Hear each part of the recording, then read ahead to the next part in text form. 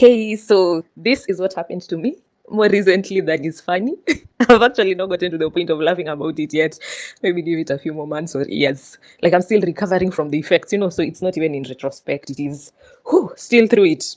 But anyway, so I'm an engineer by profession, and I've had a difficult time since graduating, finding a job. Yeah, like I'm not one of those people who nilitoka campo and got a job instantly. But the okay, you're saying girls have it easier is a scam. Because I worked for so long in this damn male dominated career. So like, but recently, Sasando, I got a place.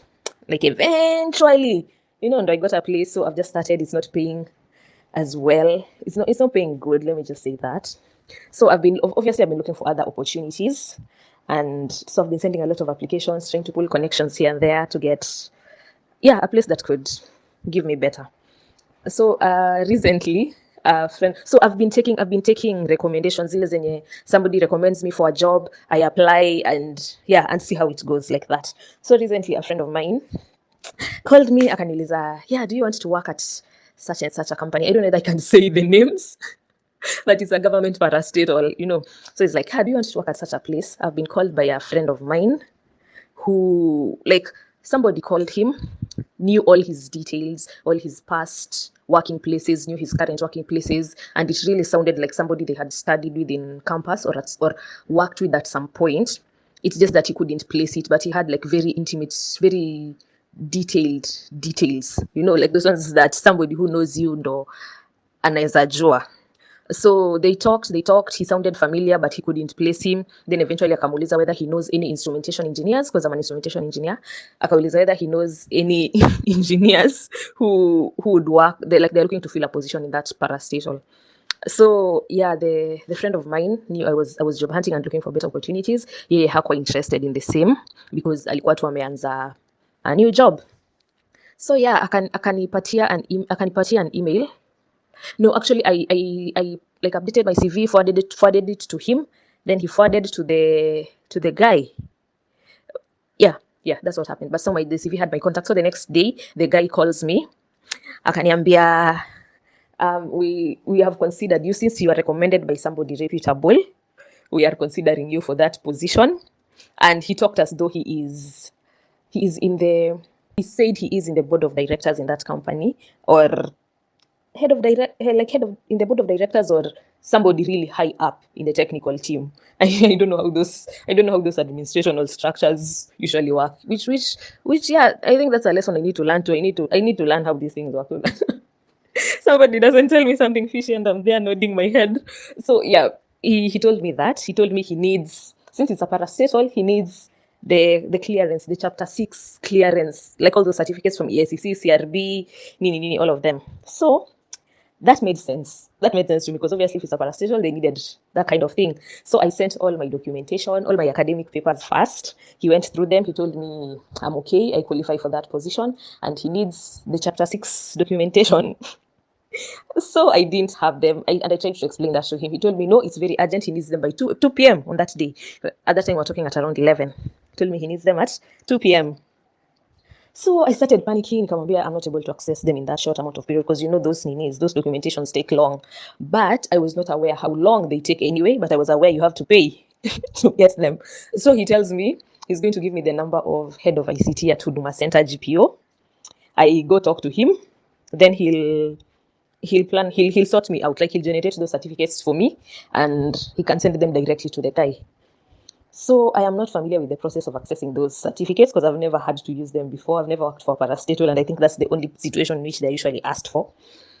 So I called the Huduma Center guy. The guy told me, the certificates are going to require 13K. I can send them to him and he can start working on them immediately. So that made sense to me too, because I knew you had to pay a slightly exaggerated price for those certificates. Like I knew that there are certificates that cost 5K in there, certificates that cost 3K, like CRB, EACC. I knew the certificates that cost money. So the figure made sense to me. Then akasema, since he's doing this urgently, like it's a favor, it's not something he has to do. He's going to need a macho, so he wants 3K on top. So the value becomes 16K. So me, I'm like, okay, that makes sense. Then he was there. Actually, he was actually reprimanding me at why I didn't apply for those things early enough. If I know such a big wig from that parastatal, why why am I not?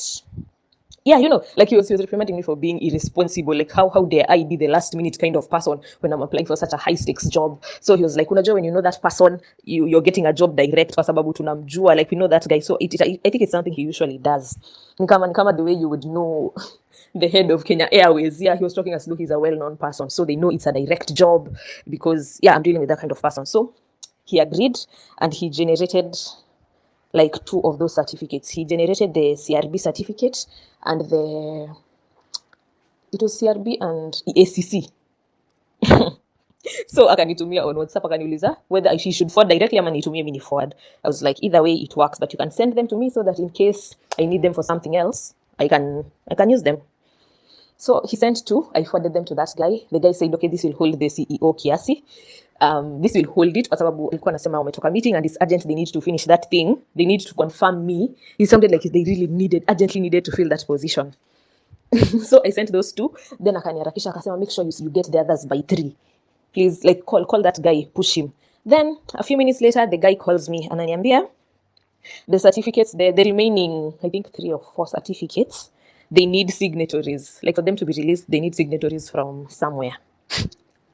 So, and those signatories vile wamesikia ati they're dealing with this director from that parastatal, vile wamesikia ni yeye, they know it's a direct job, so they also want pesa ya macho, so they want 3k, like the people who are supposed to generate them want like 3k 3k each, 3k or 4k each for each of the remaining documents. So that's when I started feeling weird about it, but I was like, that's Kenyan, that's almost Kenyan, So I was like, okay, walikuwa ameniambia the salary range is around 190 because I don't know, alikuwa like he had really made it look like a sweet deal. He even, like, now the director, when he talked to me, he was like, why do you want to leave the company you're working with? It sounded like a mini interview. Then he was like, I see you have experience in this and this and this, so this is the amount of money we are paying. And he said like 190 gross, nini nini. He talked yeah, he talked like that kind of thing. Like, this is how much you're offering. Is that enough for you to move all the way from where you're staying, coming this way? Is it close to what you're offering because you're not willing to offer more? So if you're not comfortable with it, if it's less than what you're already earning, don't think you're going to come here and get a better deal because that is the maximum. Like, that is the thing we are offering. There's no room for negotiation. That kind of thing. So when I looked at the money I could make compared to what they were asking for, I was like, okay, that's a sacrifice I can take. So, but I didn't have that money with me at that point. So I had googled the Huduma Center guy, nikaona hata kama sitampata, nilipata, I found one entry na ilikuwa inasema head of ICT at Huduma Center but in Nakuru. Then I was like, at least I've seen Huduma Center. But now I was at that point, I was trying to be careful, but nilikuwa nakumbuka that I'm dealing with somebody my friend knows. So nilikuwa nadhani if I'm going to get conned, it will probably be the Huduma Center guy, not the director guy. So I was like, if the Huduma Center guy tricks me with the money, at least I know somebody who can hold him accountable. And if that person can't hold him accountable, at least my friend should be able to hold that person, that director accountable. So I had started looking for the other 13k because he had asked for an extra 13k now for the other 3 certificates remaining to bribe or to oil their, I can't remember the expression. Yeah, to butter them up in a matter of speaking. So I was looking for that money, but I was feeling, like I'd started getting some red flags because I was like, hey, what is this? So what sealed the deal for me is I called this guy, the director, nikamwambia huyo mtu wako ananitisha extra money. He's asking me for an extra 13k to generate those certificates. So me nilikuwa najua if it's somebody legit, he should be pissed at that. And if he actually holds the position he holds, he should be able to tell that guy to fuck off, But now ananiambia ati, hey, ebu let me talk to him. So he cuts the call. Then after like 5 minutes he calls me. Then ananiambia ati that guy has said he wants to refund you that money. Anataka kukurudishia ile pesa ulikuwa ushamtumia. But in no way should you agree to that. Make sure you send him if you can find that money, just make sure you find it kwa sababu this is a done deal and we are on a timer, sijui nini. So after he said that, I was like, no, that is not the reaction such a person should give. Because when I was thinking, if I was in that position and somebody told me like there's that kind of shit trying to happen, like I wouldn't. Okay, or rather, if my friend was trying to demand to make such a demand on somebody I had recommended to him, like I wouldn't be. That would not be my attitude towards it. So no, I started googling. No, initially I had googled that director guy, but sikumpata kwa board of directors of that company. But I was like, if my friend says so, there has to be something. So I called my friend. And I remember when I called my friend and told him about the certificates, like the money they were asking for, he sounded a bit reluctant. But me, I was like, me, me nilikuwa najua ni mtu anajua. So I was like, why are you delaying me? I'm on a timer. He sounded a bit reluctant, but I was like, because he was talking about calling that guy to ask him. Then nilikuwa na feel like that's going to ruin my chances, you know. But as he was not being clear that he's reluctant because hajui huyo msee vizuri. You're getting? Because like okay, or rather I don't know what was on his mind at that time. So when I called him now this second time, I'm asking him, do you actually know this guy? Then he's like, yeah, I know him. He sounded like, but do you know him? Do you know him in person? Can you take me to him? Like, right now, can you identify him? Do you know where he is? Nini hand? It now became clear. Ata yeye, Haji Uyomse, the guy called and faked familiarity. You're getting?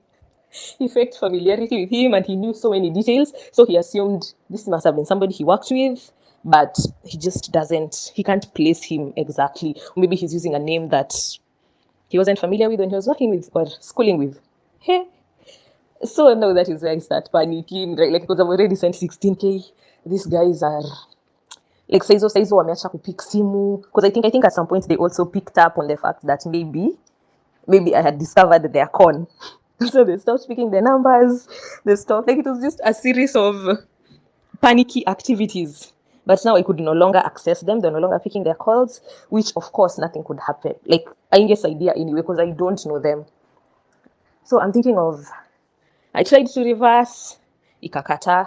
The guy alikuwa anasema amesha forward the money to the people, but obviously he had already withdrawn or something like that. So alikuwa I tried reversing, ikakata. So I was only left with your option. You're forwarding the numbers that conned me and their details to Safaricom. So eventually I got notifications that the two numbers had been blocked. Oh, and one of the other details that sidetracked me was the guy had a legit company email. You get that director. He had that this and this his name. Actually, I think I should just say his name. He had J Karaoke at nini at the company name.co.ke. You're getting like those. But now the what I didn't note when I was looking back in retrospect, the company he was talking about had been changed. Okay, I'll just tell you what their company name, then you'll decide whether you want to share that on the channel or whether there's any dangers to sharing it. He was called J Karaoke at kcc.co.ke. But now when I went to do my research later, KCC changed to new KCC. So his email should have read J Karaoke at nkcc.co.ke because right now KCC is referred to as NKCC, like new KCC, because it's under new management. So that's one of the other things I I realized later. Then I also, when I went back to scrutinize the certificates, I realized he had, I can't quite remember the name, but unaona, oh, kwanza my sister alikuwa, like I showed my sister the certificates, then she was so shocked when she was like, hiyo ya ESCC ametoa wapi? Kwa sababu apparently hiyo ya ESCC you never even get it. It's usually forwarded directly to whoever, like to whichever company has requested it. So actually getting it that fast was kind of a shock, you know. So like those are some of the things I noticed afterwards, but now there's nothing I could do. It was just like, oh, hiyo ni pesa imeenda hivyo tu. Like I've always escaped so many scams by a whisker, you know, like somebody who's trying to steal laptops from you, but anakuta tuseme at that point I was too broke to even have a laptop, so at least the people around me don't scam you. Like I've been in a number of situations that I should have been scammed, but I somehow escaped. So this was the first time I was like legit scammed. I couldn't even believe it.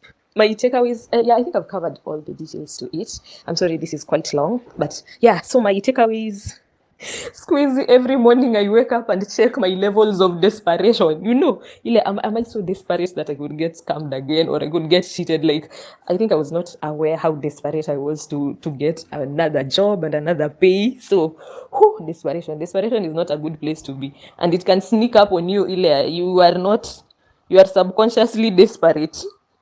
So you accept deals without scrutinizing them too well. Because I think if I was in a place where I was earning well, like singekuwa, I could have asked more questions. Because in retrospect, when I look back now, there's so many questions I should have asked. There was so many red flags along the way, but I didn't stop. I didn't stop to ask the critical questions or even to do research. And anyway, sasa, I think tena, like these people who try to, like, I think I realized scammers usually try to make things appear urgent. So anything that somebody, okay, there's true urgency, but like like there was another time somebody tried to con me of like that Safaricom pin thing, and it didn't work. That one didn't work. But nakumbuka hata yeye alikuwa na a certain sense of urgency. If you don't do this, we're going to block your number within the next hour. So, like they don't give you time to actually think. And I felt like, say wenye tena walinipatia hiyo deadline ya 2 p.m. at around 11, they were up to something. Like they're using the same nini. Like you don't give somebody the time to actually think about it. It's like a whirlwind of, you need to do this, like pushing, and you don't stop to think. You're just like eyes on the deadline, Yeah, so I also learned that. And ignorance. So you're living in a bubble is not funny because if I had been aware of the actual process here obtaining those certificates, what they meant, how much they costed, and what they even looked like. Okay, I know I can't. It's not easy to know all those things if you've never interacted with them, but yeah, ignorance is another thing. Desperation and ignorance, and not understanding the tactics of the predators we have in this jungle of life. So yeah, I think those are my takeaways. And yeah, but I have to admit the genius of that nini. Kwa sababu I noticed anytime you recommended, I don't know that it applies to everyone, but to me, when somebody recommends something, then ni kama I don't know, ni kama I let my guard down kiasi, especially when it's somebody trusted, because na feelingi like they have done part of the vetting for me, so I don't have to be vigilant or I don't have to be hyper vigilant, because normally mimi kama huyo mtu angenipigia mwenyewe ningemshuku sana, but since it was a recommendation, I think I usually assume there's some due diligence that has been done by that person, so I don't have to be as vigilant as I normally would be. So I don't even know, like I couldn't even get mad at anyone but myself, kwa sababu the person who was helping me from the purest of hearts. It was not like nimse ninajua vizuri. This seems reckless, seems like alikuwa ananisaidia from the purest of hearts. It's just that we should have compared notes a lot before going through with this, but then they're giving me such a small deadline. Yeah, so those are my takeaways from it. Hey ban, hey ban. Ooh, I think the most scary bit for me is that cons are not scared to invest. They will put in time and their very own resources, and they will wait for the returns. I think the most scary bit is that con evolves. The same way you wake up to go to work, con people actually have a career. They have an industry that is flourishing. And every day they think of innovative ways. Because I'm just like, what on earth? The certificates that the sister tells her, these are not certificates that you can just get like that. Actually, they're sent to the company, not to you. To think the resources they're willing to invest just to wait on the returns, and they know the returns will be bounty. Oh my goodness. I am in shock. Why aren't you people screaming? Why don't you wake up every day and go outside and just scream at the neighbors? Because how are you breathing? It's too much for me. And it reminds me of the Boys to Men concert when there was this guy who was seen trying to pickpocket a girl's purse. And then he was noted to have been seen in other places also trying to do the same. And a lot of people were questioning, would you pay an 8,000 concert ticket just to go and start stealing? And it made sense if this is a person who actually invests. So apparently the ticket is an investment, 8,000 shillings only. But then if I get in and I manage to steal one phone that goes for 20,000 already, phones even go for more. Like no one is walking around with a 20,000 phone. That's a very basic phone. So can you imagine if I steal a phone? Let's assume that the phone's value is at 20,000. My ticket is back and I have extra money. So you can imagine if I've only invested 8,000 to get into the concert and then I steal 8 phones that day. It's 10 times. It's 10 times the initial investment. It's doubled, tripled. Yay. So what? I am so sorry for that experience that you have had. And as you have said, yes, desperation at your lowest point when you feel like you really need this thing. And sometimes it's not even the desperate kind of desperate. Sometimes we are desperate to just like get more money. Like you feel the pressure to just buy the good things or have the good things or have the things that your peers have. And of course, we don't want to equate it to being greedy because our politicians are on the greedy level and we really can't put anyone there. So it's sort of being greedy, but yes, it's the desperation that I think con people feed on. And I'm so sorry for this experience. I am very, very sorry. And the fact that you're looking for a job, why are people stealing from people who are also trying to hustle? Anyway, welcome to another episode of the In All Honesty podcast. My fabulous name is Oliver Rao, and I'm really, really happy to be back. I would like to remind you that there are partnership opportunities on this podcast. If you're watching on YouTube, there's opportunity for product placement. But if you are listening in from any other streaming sites, including YouTube itself, you can have a mention on the podcast, or you can sponsor an episode or a season, or you can just run an advertisement on this podcast. I am more than happy to partner with you.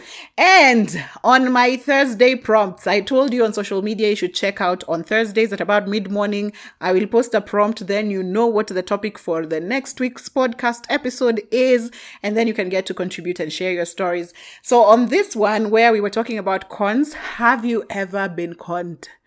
And what's that one life lesson you learned from it and you were just like, yo, I will never again. So that's our topic today. And man, I've received quite a couple of responses and some have just got me on.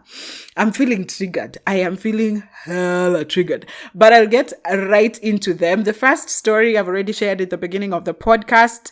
You tell me what you think about it. It's a friend of mine. She sent me that story a while back, and I remember promising that I'll do an episode on cons. And there's her story. Yo, if you're looking for a job, desperation, due diligence, just think of all the pointers that she has pointed out. And yo, I'm so sorry. And I hope things actually look up for you. Now let's get to the prompt responses that I got directly through my DMs. I asked you, have you been conned? And what was your biggest lesson from that experience? So the first person here tells me, yep, I have, and let me tell you something. Here in Nairobi, don't trust even family members. Che. So this is funny because I'm one of those people who grew up in a small town. And what happens is that you are told your relatives from Nairobi. So then when you come to Nairobi, you realize that it's really difficult surviving in the city. And some relatives who are a bit insensitive will make money off their relatives who are not exactly from the city. So yes, trust no one. Trust nobody, suspect everybody. Yes, especially the closest ones are the ones that hurt you most because you actually put trust in it. There was trust invested in this particular transaction. Okay, someone else says, yes, think twice when the deal is too good. Yeah. Okay, this one I felt a little triggered because I am a child of luck. As I have mentioned before, a lot of things have come to me and just fallen in my palms. And I'm just like, you know what? I have had other stories from people about this and it's not positive. How come mine is? So yes, when the deal is too good, you need to question. I tell people just listen to your gut. Your gut is always right. That instinct, that small voice. I don't know why the right voice is always such a whisper and the wrong voice is always shouting. But that small voice that tells you, no, baby, that one, listen to it keenly. And if you feel a glimmer of doubt, I think that's what has saved me from a lot of things. A glimmer of doubt to me is a red flag. If my body, my mental state just feels a bit about it, I'm not going through with it. And I've always done that in my life. And as you can see, I do not have as much character development as the regular human would have. Someone else says, yes, never to lend a friend money, no matter the situation they are in. This is very tricky. Because sometimes your friend could be in a very sticky situation. And when they come out of it, they're just insensitive to the fact that there were people who helped to pull them up when they were going through it. So yes, again, it's the ones closest to you that will hurt most. It's the ones that you treated with trust that you'll realize they don't have the same quality of reciprocity, the same like values you have in life, like reciprocity.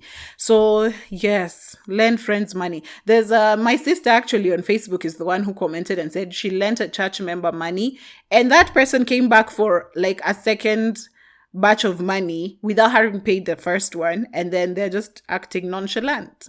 Ooh, wow. Someone else says, yes, hapa tu kwa phone walai.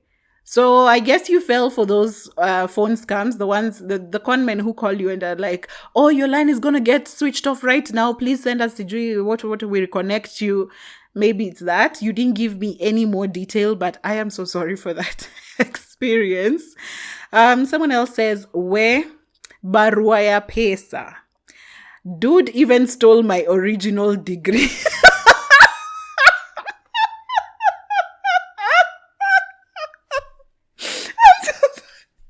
I am so sorry. Cons are the worst. Cons are the worst. Cons are the worst. Aki, guy, return his degree. Woye, take his money and his phone. Return his degree. Oh my goodness. But barua ya pesa is a very common con story in Nairobi. I don't know if it's in Nairobi only or it's across the world. But I saw a TikTok where someone was describing that con and it wasn't in Kenya. So I guess it's something around the world. So you'll just be minding your own business in town and then you'll stumble upon an envelope. And when you pick it up, someone will come up to you and be like, oh, that's money. That could be money. I saw someone drop it. And then they'll be like, can we split the money? So then you open the envelope and you find like, it's usually a bunch of money, like a good stack of notes. So usually they tell you, let's go this way. People will see us here and they'll want the money. So then they take you to a secluded corner and they'll be like, so I'm going to go in, you remain with the money, give me, or you take the money, go and deposit the money and you can, let me hold your phone for you or something of the sort. So you can give them maybe your backpack or whatever it is you were carrying and then you can go and deposit the money. So in your head, you're thinking, this money I'm carrying can't be less than 100,000 shillings, right? So even if he disappears with my phone and my laptop, it still doesn't compare to how much money I have over him. So then you will get to a point and when you'll open the envelope, you'll realize that it's only the note, the money, then there's one note that has been used to just cover a bunch of papers. So it's not actual. money, just the first one. And the first one is usually like, it's not even usually 1,000 bob, it's like 50 shillings or something. So that's a very, very common con in Nairobi, Kenya. So many people have been conned like that. I hope you now know. For the ones that I can remember, the description of the type of cons that I can remember, I will tell you right here. So watch out for them. If you pick up an envelope in town, do not agree to split it with anyone. You say you're going with the envelope, or leave them with the envelope. Either way, it's not worth what you're going to experience. Someone else says, please don't remind me how I lost my first phone bought by 09 Sensors money in Eldoret. I don't know how to suck my teeth. But yeah, so you lost your phone. You don't give me any details as to how you lost your phone, but you remember why it's so painful, because you worked for Sensors during the 2009 elections. 2009 census, sorry, not elections. Census, they're counting the population. You worked hard during that period. You got your money. You went and bought your phone. And then someone was like, oh, come, let me keep that phone for you. Let me keep it safe somewhere where you'll never find it. I am so sorry for that experience. I am so sorry. Someone else says, my greed made it possible for me to be conned. As I had mentioned, greed, it's the greed that will get you there. It's the greed. And most of this high stake cons, like you had the ones that involve the government or tenders or like big money, most of the times it's usually because these people are greedy. And sometimes you might be greedy and you're the lowest rank in that bureaucratic process. You're amongst the lowest in the ranks. So when shit hits the fan, you are either the sacrificial lamb, or you're the one sacrificial lamb, or the one who goes on a loss most of the time. So yeah, greed is greed. But anyway, we are humans. What to do? Someone else says Binance. Isn't Binance that crypto thing? I am so scared of crypto. I have never touched my hands on crypto. I've never even had an account for cryptocurrency. I am so scared about it, but I see my friend trading. Yeah, I don't know. Maybe she knows things. She knows things. Me, I don't. But crypto is very huge on cons. A lot of people have been conned through cryptocurrency. So I hope you know better now. Someone else says, siku ingine I was also conned 2K. The ones for buying Fuliza limit increase. I don't know whether you deserve this. Okay, so I didn't even know this existed until I saw this. Fuliza limit. So Fuliza, for people who don't know, probably who are not Kenyans, Fuliza is a money lending what is it called? It's a money lending platform. So there are people who you pay a little something and then they increase your loan limit. So your loan limit could have been 2,000 shillings, but somehow these people can figure out, they can mess up the system so that your loan is increased to say 10,000. So you don't feel anything paying them 2,000 to get you like a higher loan limit. I didn't know this existed. What I remember existed like this before Fuliza was airtime for phones. So you'd find people, usually our service providers, Airtel, Safaricom, have their own bundles that they sell us, but you'll find that there are people who, I don't know what they do with the system, but you'll send them some money and then they buy you ridiculous amount of this airtime or something. Like instead, I would send you 50 bob. And no, 50 bob using your service provider would buy you, say, 200 MBs of bundles. But then there's this person who's telling you, send me 50 bob, I give you 5,000 MB of bundles. Yeah, so is that kind of con. So that's where you lost your money. I did not know about the Fuliza one. I'm just learning about it. Someone else says, I don't know if this even counts as a con story or a blessing. Lol. So I don't know what the con story was, but sometimes things happen and you realize what you'd have lost instead of your money probably was something more valuable, like maybe your life. So if it's in that case, I guess a blessing is a blessing, right? Someone else says, let me tell you, Maina. And then you left it at that. But here is one thing. I understand that con is it makes you very vulnerable. It is embarrassing. It is even scary to share that you are actually conned. It is so embarrassing. And with time, we'll just learn to be a bit open about con. Because even you, when you start looking back, you can poke holes into your strategy of trying to gain this thing. You realize, oh, why didn't I do this? Why didn't I do that? Looking back now, why didn't I? You see, even the first story that I shared, that girl says, I even thought to myself, why didn't I go back to my friend and compare notes? The friend who referred me, why didn't I compare notes with him as many times as possible? But then all that comes after whatever has happened has already happened. But anyway, someone else says, never trust all ghetto kids. Not to say, but it is embarrassing when a toddler does you proper. A toddler. That's weird. But yes, so there's kids born in low income households. And what happens, like in Nairobi, there's a lot of beggars on the street who have kids. So sometimes the beggars are just seated and then it's the kids who follow people around. So there is the aspect of guilt that comes with not giving a child something, I think.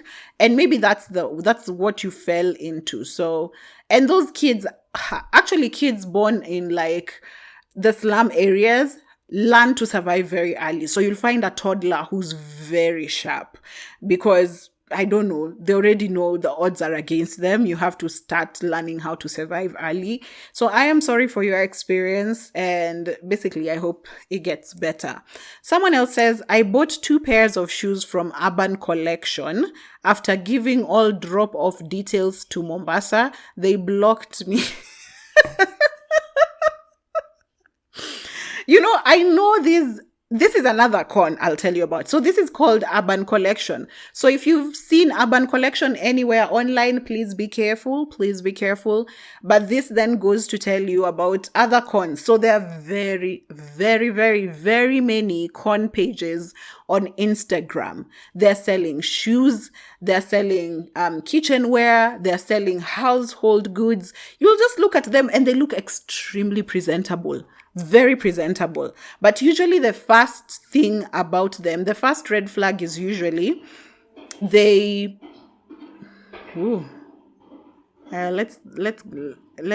that person pass with his bike. Okay.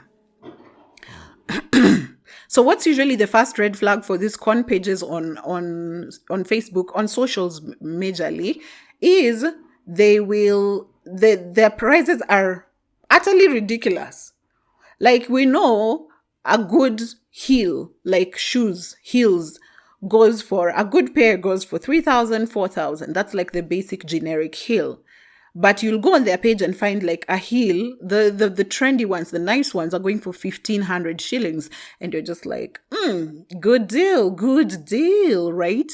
So first of all, their prices are usually not regular prices. So yes, there are people who are cheaper. There are people who sell things cheaper, but you just have to, there's some that look suspicious.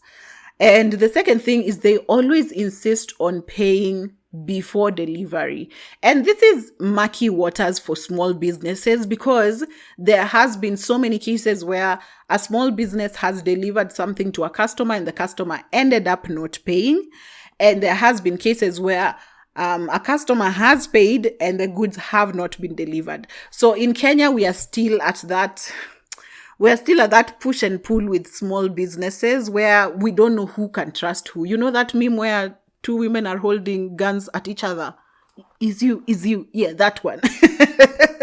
So I think that's where we are at. But for shopping online, I would really, really, really, really insist that if they can get you your products so that you pay on delivery, it would be really nice. Otherwise, just go with the established ones. Just go with the established ones. But there are also cons on socials who know that people believe that cons are selling things cheaper. So even them, their prices are hiked. So you'll find they're selling hiked up prices, and then you'll believe them. You'll just be like, this is a normal shoe price.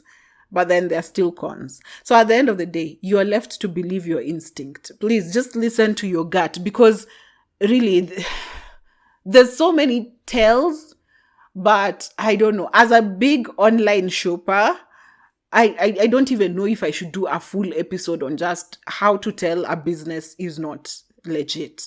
But I'm so sorry for that experience. It's very, very common. And why I laughed, I'm not laughing at your con story. Why I laughed is because there was another Instagram story, another story on my Instagram post where someone said they even called to ask for directions. I think you can just con me without mocking me. I think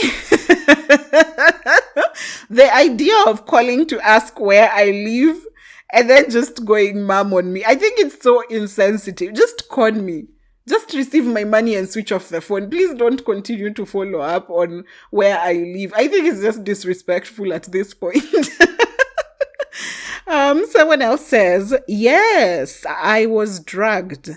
Nilipeana simu, 6K, na nikaachiwa bill Galitos. Akicons are so ruthless. Lesson, ogopa kanairo. So, this idea of being conned, I don't think this is being conned. I wouldn't categorize this under con. I would categorize this under robbery. You did not do it willingly and in your conscious self.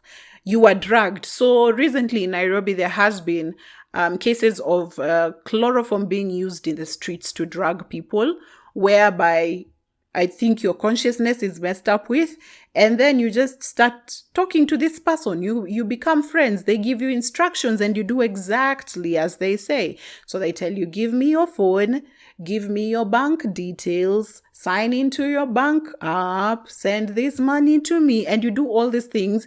And everyone watching you actually thinks that you're friends. So like in this case, this person was, they stole his phone, 6,000 Kenyan shillings, and they were seated at Galitos. Galitos is a fast food place in Kenya. Is it Kenya? Is Galitos Kenyan, or is it in other places outside Kenya? But anyway, yeah, so they were seated at a fast food joint, and he was left with that bill as well, plus his phone, and his money is gone. Why you gotta be insensitive? At least pay the bill. You've already washed that person clean, right? Anyway, yeah, you should fear Nairobi. I am honestly scared of Nairobi. Going to the CBD is such an anxiety trail for me. On days, if I know I'm going to the CBD, like say on Friday, I start preparing myself mentally on Monday.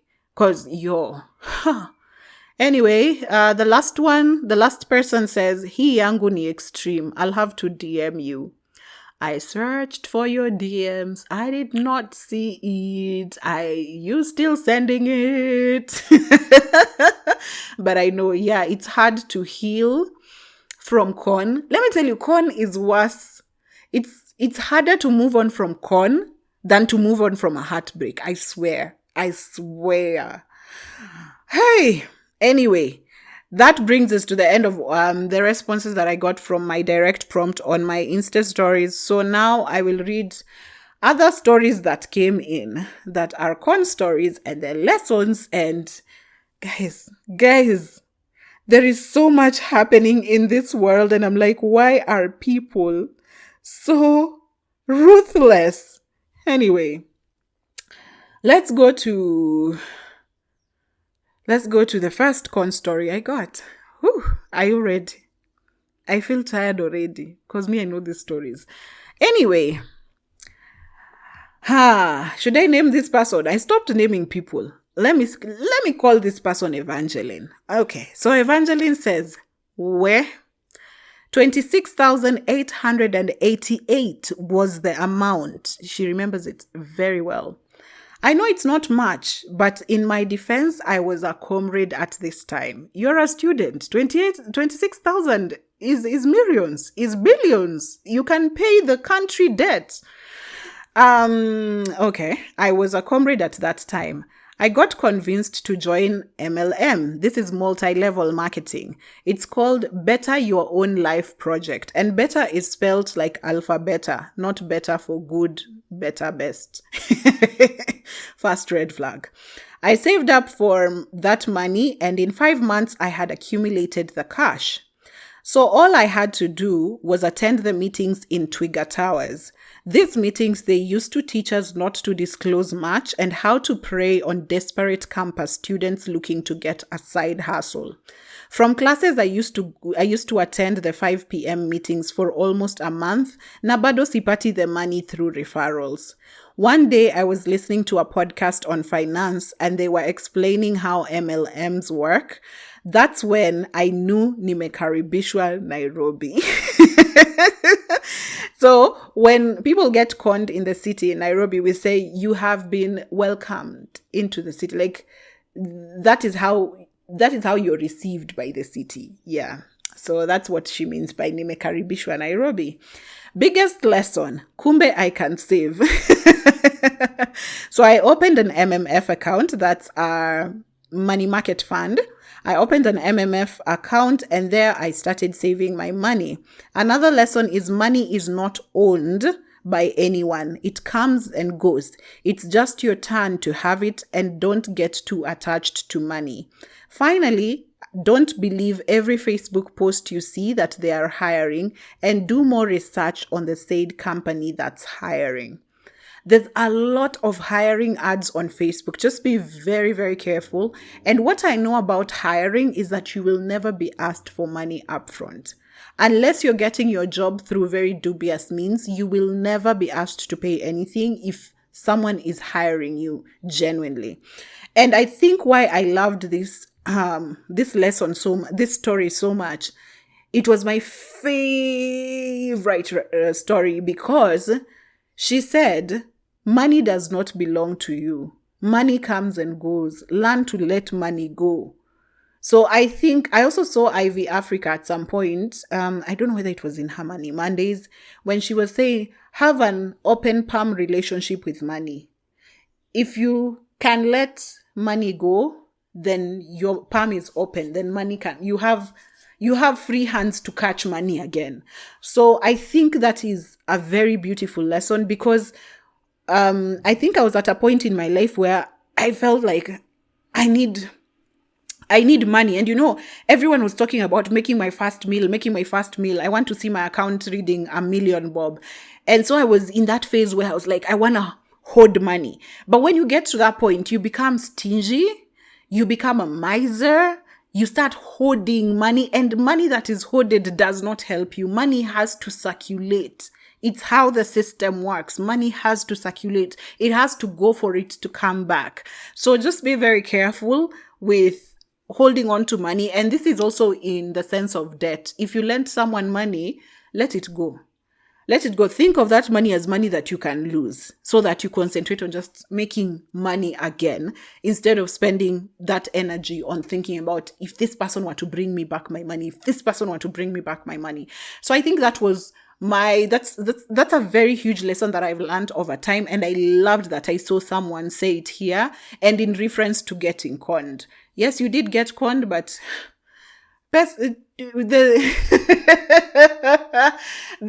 a TikTok video where I think there are 3 drunk men and they're saying, let money go so you can, or spend the money you have so you can make more space for more money.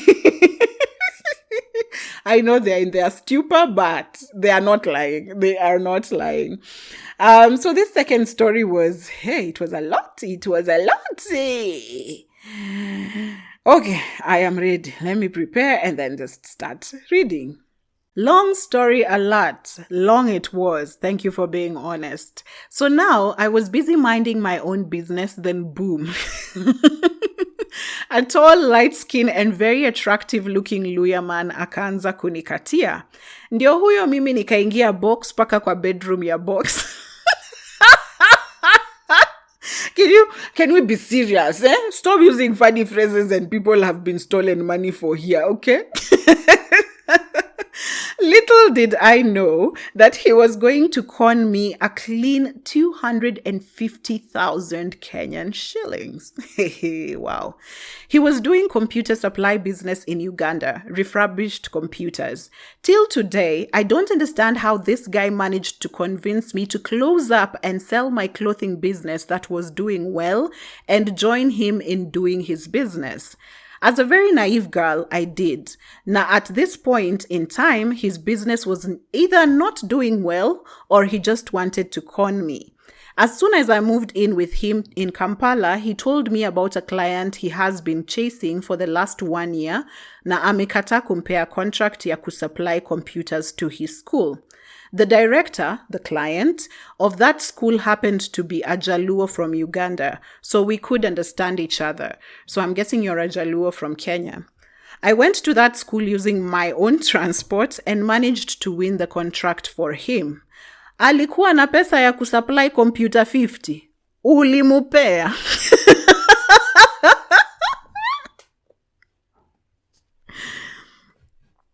After winning the contract for him, he came up with stories ati, kuna shule mbili alisupply computers and he is still waiting for payment.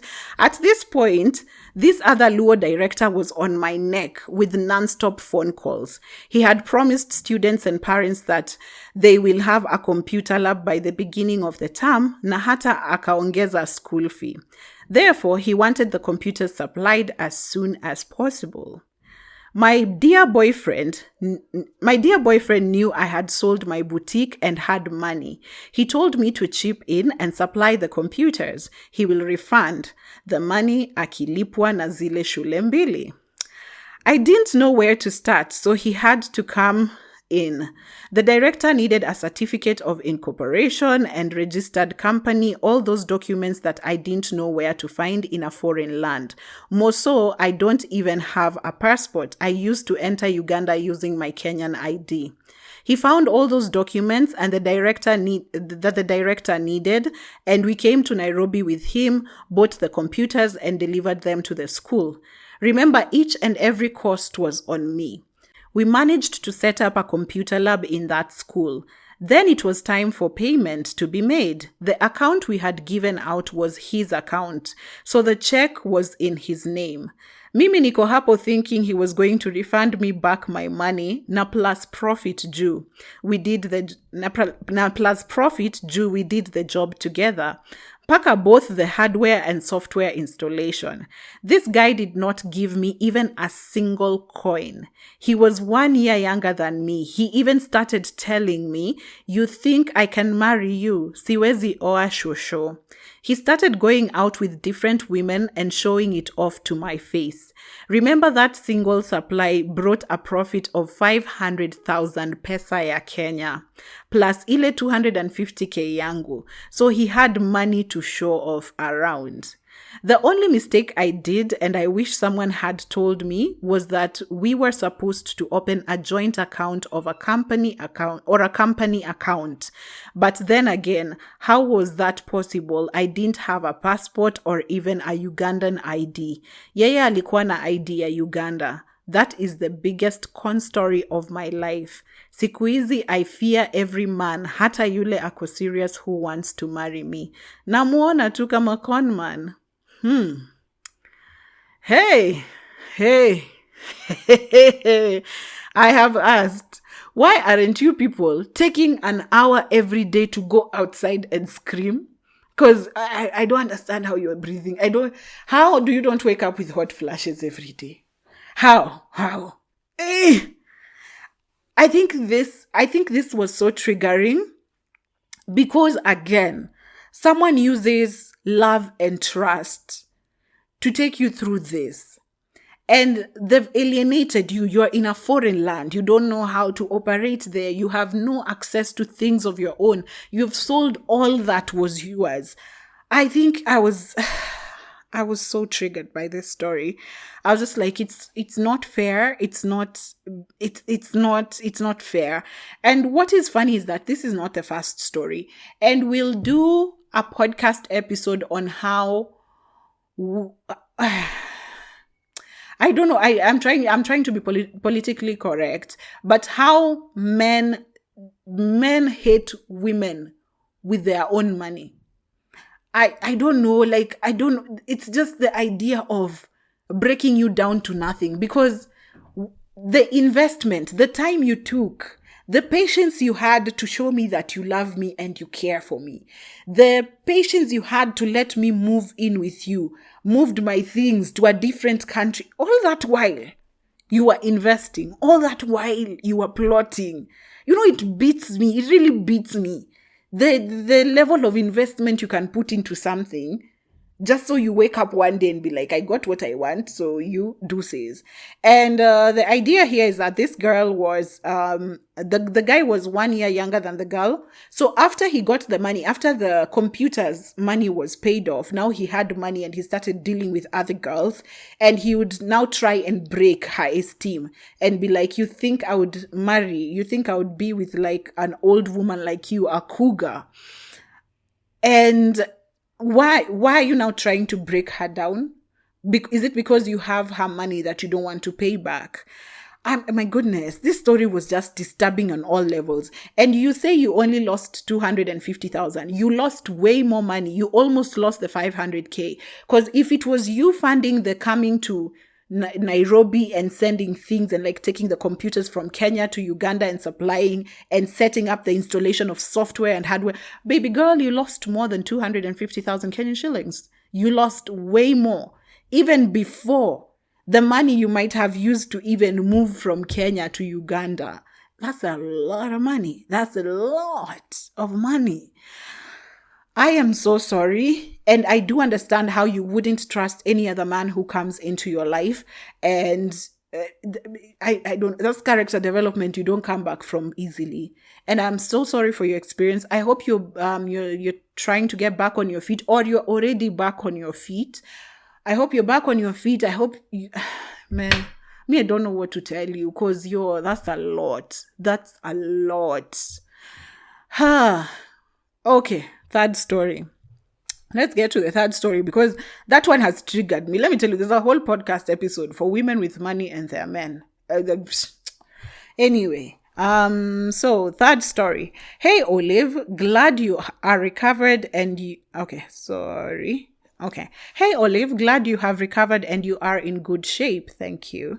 Let me start by laughing first, because it's too painful to be serious. Conned twice by the same person, and the so-called person was a close family friend.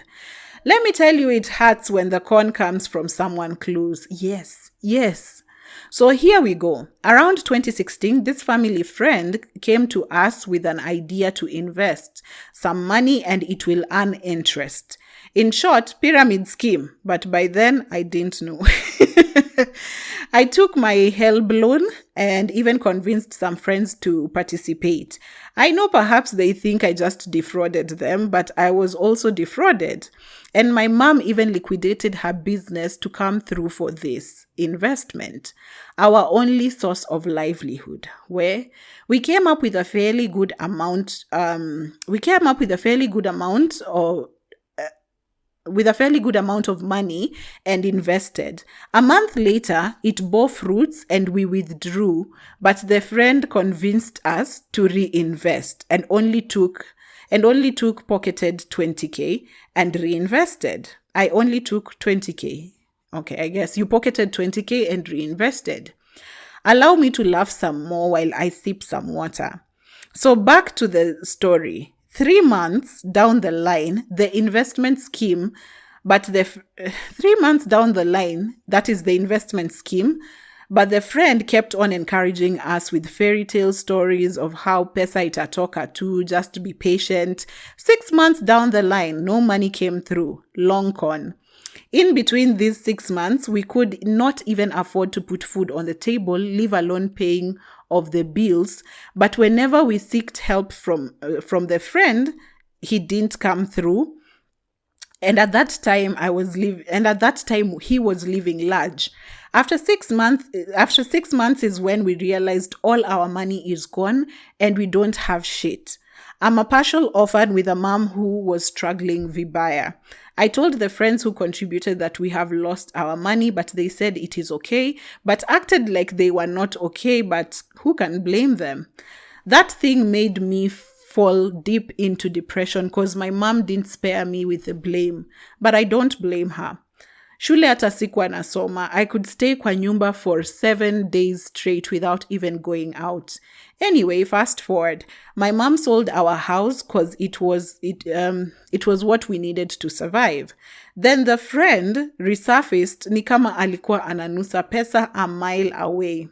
I don't know how Ali convinced mom I invest tena, but she did. I was in Nai Atacho at that time, so I didn't know. My sister was the one updating me. Hadi alisaidia mom kutafuta nyumba. The house was nice though. Acting all caring and always there. Hadi time mom alimpea pesa. Wasni alimpea pesa yote. Yani hadi ana make an effort ya kupick mom every day na washinde na yeye. Fast forward, I came back home after attachment and I didn't ask anything. I like waiting for someone to tell me themselves. And as I was going back to school, my mom told me she invested again, and worse is she gave everything to the friend. Let me tell you, I almost cried because immediately knew everything was gone. I didn't even utter a word and couldn't even talk to mom because I was in shock. I went to school and had the worst semester because I knew in my heart this time it will be worse because we have lost our home. In summary, the money was gone and came to find out our money ilijaza pesa ya kumaliza deni yake ya gari and clear the car from the port and didn't even have little mercy on us. It has been hell, Olive. We have gone through so much after that, from living in your own compound to living in the slum. But we thank God we are here and still surviving. So lesson learned. Number 1. Your worst enemy is your friend, but not all friends. Yeah. Number 2. Never invest money without proper due diligence. Figure out what it is you're investing in. Number 3, always use your most spare money in these pyramid schemes and always be prepared to lose. True.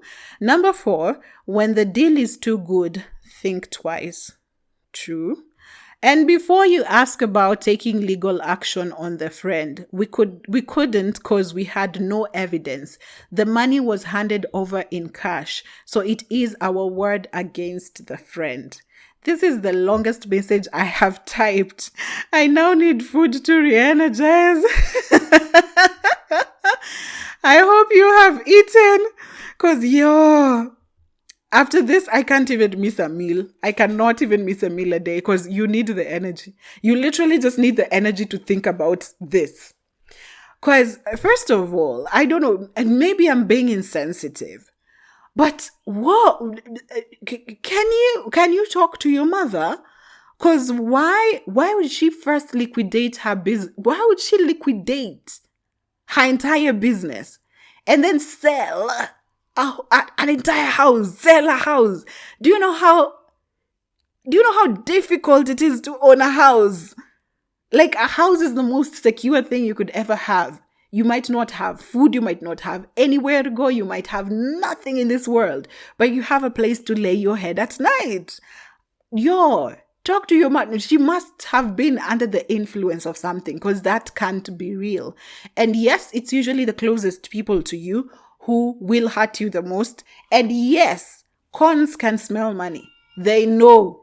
Have you ever asked yourself why there are people who don't get conned? They don't have the money to be conned. Cons can smell money. And cons can smell money in the sense that you don't even need to have the money. They just they've studied a way in which they know who can have access to money. Because you've heard of those cons where they come to you, you're a student, you don't have the money yet, but they know you have a certain drive. You can get this money. You can go and ask people for this money. You have family members who can raise this money. Cons can smell money. And I think it's so ruthless that you would sit and know a particular person personally, and because you want a car, you'd watch them liquidate their business and sell their house and not give a shitload about anything. Like, I'm just like, yo, hey, Ivan. So there's something she said here. Always use the money that's spare, money you're willing to lose. It's very key, even when it comes to just lending money. It doesn't even have to be a con or anything. Even with friends, if a friend calls you and asks you for a loan, send them money you're willing to lose. Send them money that if it doesn't come back, you can say, okay, let's see how we move on from here. Because there's money that you lose and you literally have to be hospitalized. You need an IV drip before you come back to life. Because just be ready to, when you're helping out with money, help out with money or experiment with money that you're willing to lose. But then again, that is the delicate balance of business, because they say the higher the risk, the higher the returns. So if you're willing to risk a lot of money, if the returns are positive, then you'll have a lot of returns. But usually it's a very delicate balance. I am so sorry for your experience. I hope you and your family, your mom, can get back on your feet pretty soon. You seem to be very driven and to be very smart. I hope you can also be able to help to just stabilize yourself at least. You're wiser now, you know better. And from the lessons you have learned, you seem to be very money smart as well. So, gosh. Even for episodes that I thought we will laugh, the stories are still very, very, very triggering. So let's go to my con story. My con stories are very much related to what I love doing most because I am lazy, online shopping. But I think I am very, very, very good at online shopping.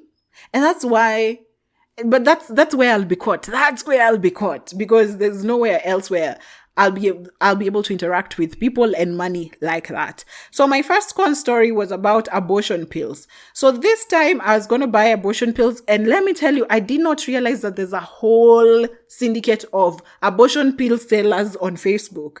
So then a friend of mine wakes up one day, calls me, she's like, yo, that test is reading 2 lines. So is how. I call another friend of mine, and he works somewhere where he's very conversant with such things, and he gives me reference to a Facebook page. So then I DM that Facebook page. I'm like, I want abortion pills, and also tests, and the whole guidance shit. Because my friend could not afford Malistali. Malistali is a clinic in Kenya where you can go and get safe abortion, but she couldn't afford it. So we're looking for alternatives. So at the time, I DM this page, we talk, we're like, oh, okay. So all of it comes to, I think 3,000 Kenyan shillings. I think it was 3,000, but then I was hesitant. I was like, can I pay on delivery? They're like, no, we're sending through courier, so you'll have to pay upfront. So I'm like, okay, cool. I send the money. I didn't even think about it at the time, because I think, you remember the first story that we read in this episode, the girl who said when a referral comes from a trusted source, I think your guard goes down. So it was the same thing for me. I was just like, if it's Nani who's referred, person X who's referred me, I mean, why would I doubt them? So then I just send the money. And at the time, this friend of mine, the friend who's in this dilemma, is the one calling me, and she's like, what's happening? And I'm like, just wait a little. I'm trying to figure out something. So in my head, I'm thinking, I can't refer this person directly to this friend before I ascertain that this is not a con person. So as much as my guard is down, I'm still very much dedicated to making sure that I don't refer a con to my friend, or rather I don't add on top of her dilemma. So then I pay, and I'm like, if this is okay, at the time I'm not thinking I'm just thinking, let me pay for the drugs, and when I get them, I'll take them to her and she'll refund me. I don't want to go through the hassle of back and forth. So then I pay and I start waiting for the drugs. I start waiting for the drug. I wait for the drugs. Let me tell you, I wait for the drugs. They never arrive. I call the number in the evening. The number is off. I call it the next morning. It is off. I'm like, okay, I have been conned. So then I call my friend who's in a dilemma. I'm like, I can't figure anything out. Just find money for Malistali. So then talks to the boyfriend, She finds money for Malistali. So then we go to Malistali at the end of the day. But this story, I'm saying it here, neither of these two friends know. Because then I also felt weird. I was like, should I go back to the friend who referred me and tell them, you referred me to a con? And even if he was part of the con, what would he gain from 3,000 Kenyan shillings? Like, he's doing well in life. He's doing really well in life. So I was just like, maybe he doesn't know that this person is a con. And I also cannot tell this other friend of mine who's already in a dilemma that it's because of your dilemma that I was cost money. So these two people have never known to date that my 3,000 shillings got lost. But then again, that one I moved over it because, again, as we have learned, send money you're willing to lose, because usually I equate the money I've lost to something stupid, to what I'd otherwise spend it on. And honestly, 3,000 shillings is just me seated at a restaurant one nice evening and ordering food and cocktails. 3,000 easy. So I was just like, okay, I guess this month we don't get to go out. Con story 1. Con story 2. This one. Con story 2. Con story 2. So let me tell you again. This girl likes to shop online because what? She is lazy. So there's this place. They were called Appliances Kenya. I don't know if you remember them. So I used to shop online a lot. And at the time I lived on Wayaki Way at Mountain View. So I got the shop on Facebook. Let me tell you, I'm a pro of shopping online. Just finding places where you can buy things online and they're legit places. I am pro. So this place, I moved to Nairobi at the time, and I was furnishing my house. It was a bed sitter at the time. I was furnishing my house. I was looking for a cooker, for a fridge, So it's these people who actually sold me these things. So at the time, I used to shop from Appliances Kenya so much. They became my people. And then later on, when I wanted delivery for my cooker, I realized these people, we share the same neighborhood. Where I alight at the stage to now walk home, their office is right there. So I used to walk to even their office to follow up on some of my orders. They literally were homies. And this company had existed for like 3 years. So I had shopped with them for like maybe 1-2 years. So since I didn't have the money to furnish my house like that. I was buying things one at a time. It takes a couple of months before I get a new thing. But now I am the online plug. So everyone is calling me to buy things directly. Like, I'm the one who knows where to buy things. So I've bought a cooker. I've bought a cooker for my mom. I bought a fridge for my friend. I bought so many appliances. Those people knew me by name. I bought so many appliances over like the period of 1 year, 2 years. So then the last purchase we made was a pre-order. And I had passed by their office. They're like, oh, there's pre-orders, by the way. And at the time, I had already sold or discarded my old cooker. So then I was buying a new cooker. And then my friend saw me ordering a cooker and she was like, oh, I'm also looking for a microwave for my Airbnb. So I told her, worry no more. How much is your budget? Okay, let me look for something nice online for you. I get it. So then I order a microwave and a cooker from this Appliances Kenya. And they are normal. They're like, oh, I've received your order. Sawa. You can even pass. They even text me. You can even pass by the office to check on your order a bit later. But this was a pre-order. So we were ordering, and then it was like some sort of offer. So we were ordering, and then how pre-orders work. The appliance is not there yet, but it will come. So you just pay and secure your appliance. I I didn't question pre-orders because I have worked with a phone companies before, and pre-orders were very normal. So it was, I did understand the aspect of pre-orders. So then I order and we start waiting. But then I pass by the office and they're like, oh, the appliances are not here yet, but they're coming. So then I think it's my friend who starts getting worried, the friend who ordered the microwave. 3 days later, she's like, hey, Olive, are you sure? Are you sure? And it's that every time she'd ask me, I'd follow up on WhatsApp and they'd be like, oh, we are processing your order. We are processing your order. I don't know why I was or maybe I used to get home late after they've closed the office. I didn't pass by the office as often. And in my head, I'm thinking, to date, I've never accepted that those people stole from me. I think it's just business that went bad. Because I followed up with them. So it got to a point where they started blue ticking the texts. That's when I felt a red flag. But we interacted with them for a while, like 1-2 weeks. Just WhatsApp responses kept going. So then I started seeing threads on Facebook. Has anyone ordered anything from Appliances Kenya? And there was threads and threads. Yes, I ordered an I've not gotten. And they're not answering. Their WhatsApp is off. So I see people saying that their phones are off. But I'm chatting on WhatsApp and it's getting blue ticks. I can see a blue tick, meaning someone is reading.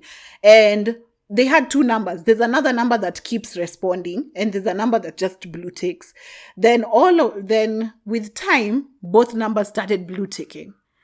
And then the day I woke up and the message was gray ticked, I just knew it's over. Maybe this is actually a con. Maybe it is a con. So then my friend sends me a link for Citizen TV, 9 p.m. o'clock news. The friend who ordered the microwave, 9 p.m. o'clock news, she sends it to me and I open and I just see Appliances Kenya. So there was a whole lot of people right outside their office, right up home where I used to live. There was a whole lot of people right outside the office and witnesses are just talking about their experience and they're like, oh, I had ordered this and that. And at that point, I think I'm also feeling insecure about my purchase because people are talking about hundreds of thousands having been lost. And I'm just here with my 25,000. I don't know, plus the microwave. I don't know whether it was coming to 30K. No, it didn't get to 30K. It did not get to 30K. It was some ridiculous. It was just 20-something thousand. So at the time, I'm also thinking, oh, people have actually lost money. And Appliances Kenya have closed down after 3-4 years of functioning. And to date, I just keep thinking, would someone invest so many years of a business, a successful business that was working, just for them to wake up one day and close up and go with people's money? And I think because the girls who worked at the office, I feel like they were friendly to me. I think they were the ones who kept on texting because I don't know, maybe they felt some sort of attachment. Maybe or the person, the owner of the company, kept them in the dark while they were dealing with people on the ground.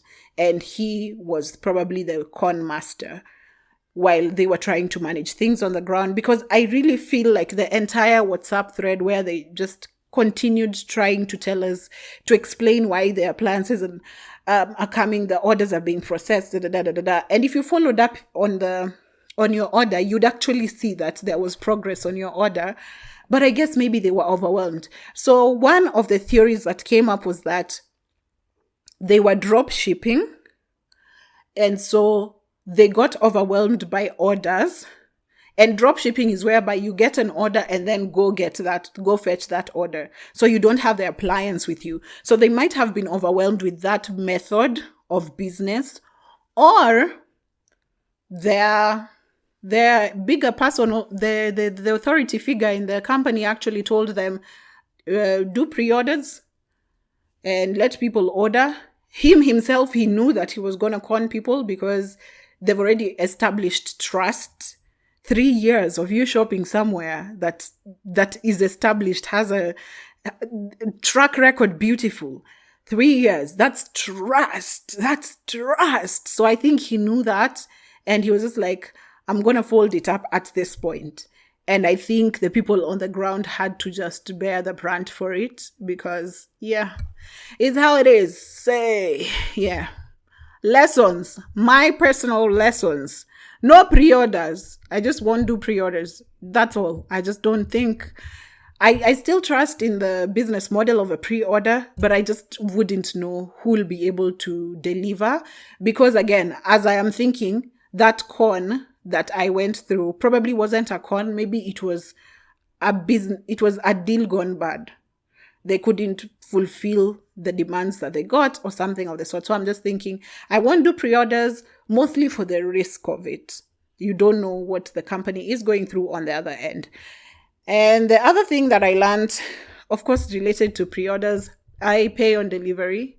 Apart from certain e-commerce sites that are very well trusted, I just pay things on delivery. I have to see it to pay for it. And some small businesses have actually established ways in which they can be able to deliver something to a customer and have it paid while the customer receives it. So what I have seen in most cases where I've bought from small businesses, they have their own resident riders. So the rider won't let go of the product until money has been confirmed, until they call the small business and they're like, have you received? Yes. And then they hand over the product to you. So yeah, it is life. It is life. But I don't think I've ever been conned. Like, I don't think my story even matches up to a con. But if it is, well, there it is. I've told you I'm a lucky girl. I'm a very lucky girl. Bad things don't befall me. And I'm so sorry. But yeah, I might share tips on how to shop online. I shop online a lot. I sell my things online. When I want to exchange something, like I'm tired with my laptop, I sell it online. I've always just been very lucky with online and transactions. But anyway, that brings us to the end of our episode today. Was it a long one? Indeed, it was, as usual. But anyway, I loved this episode. It was very insightful. I got a lot of pointers. I think there are things that I wouldn't have thought I'd get conned, but now I know. Now I'm just like, okay, yeah. And also check my Facebook, my TikTok, and my Instagram. Under the prompt I put on Thursday, there are people who also comment their stories there, so you can be able to learn from that as well, apart from the stories that I'm sharing here. But with that said, that brings us to the end of yet another episode of... Oh, I host another podcast called Just Another Podcast, but this is In All Honesty Podcast. In All Honesty Podcast. Thank you so much for waiting for me to get better. I am now here and I love it. And I love you guys for all the support. Bless you. Until next week. Bye.